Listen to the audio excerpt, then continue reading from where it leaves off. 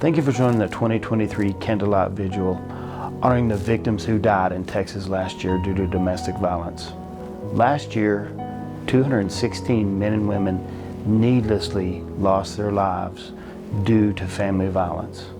The Candlelight Vigil is a time of sadness and mourning, but it's also a time of hope.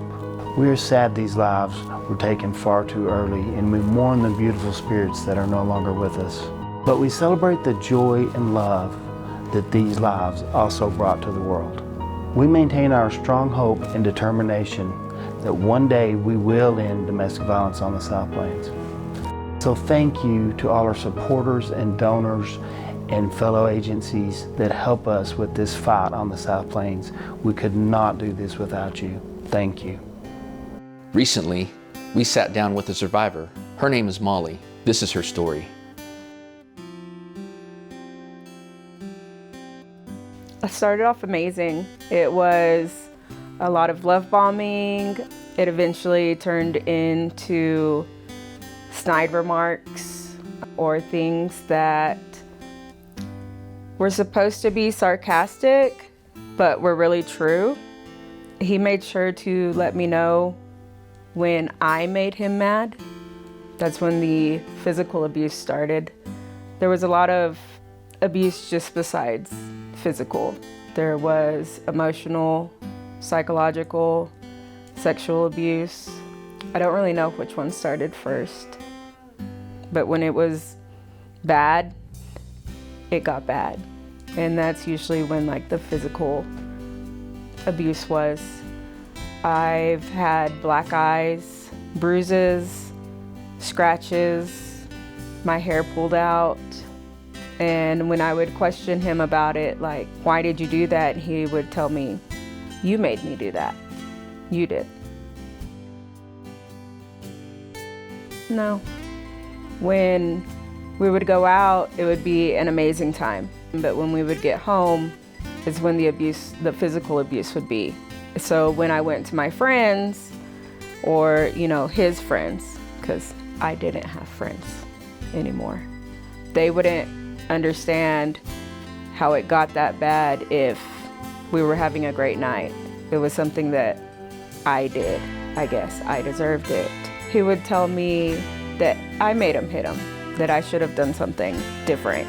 He would turn it to where I started it. I hit him first, even though it wasn't that way. The very last time was when he strangled me. Before he started punching on my face, when I came to, I got up to get my youngest son. He was 5 months old at the time. He had pushed me onto him.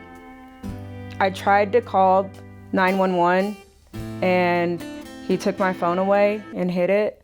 So then I tried to call 911 from the landline that I had, and he hung up on them. I only wanted to call 911 because I knew that we needed somebody to mediate him getting his stuff to leave. It wasn't because he had just almost killed me. Police ended up showing up because it was a hang-up call, and they found him down the street and arrested him. He had called me from jail and told me it was my fault he was in jail. Being away from him gave me enough ground to understand that he was controlling me. I knew I didn't want my kids hurt or to see me get hurt anymore. I started counseling. Been life-changing. Counseling has taught me right from wrong. It taught me to be self-aware, to look out for certain traits when I decide to date. It changed my life. I had a timeline of every time he hurt me. I had pictures of every time he hurt me. Seeing it written out made me realize how often it happened. You don't realize that when you're in the middle of everything. So counseling has changed my entire life for the better. We lived with my mom, actually, and when I disappeared, she thought I was dead. I didn't have a phone, and she knew by seeing Facebook Messenger that I wasn't online in so many hours, and that wasn't like me. So she showed up to my house. And after he was arrested was when I was able to see what actually was going on, even though I didn't believe everyone telling me that I was being abused.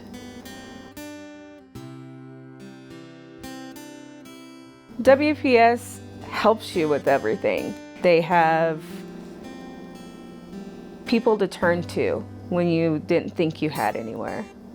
They have places you can live until you get on your feet. WPS has counselors. They have classes that were absolutely amazing and helped me realize I wasn't alone. Abusers typically emotionally abuse you the same way. Their techniques are similar, and to know that the way you felt you wasn't just you. You could connect with them, and you end up helping each other through those classes. WPS has everything that you would need to turn your life around.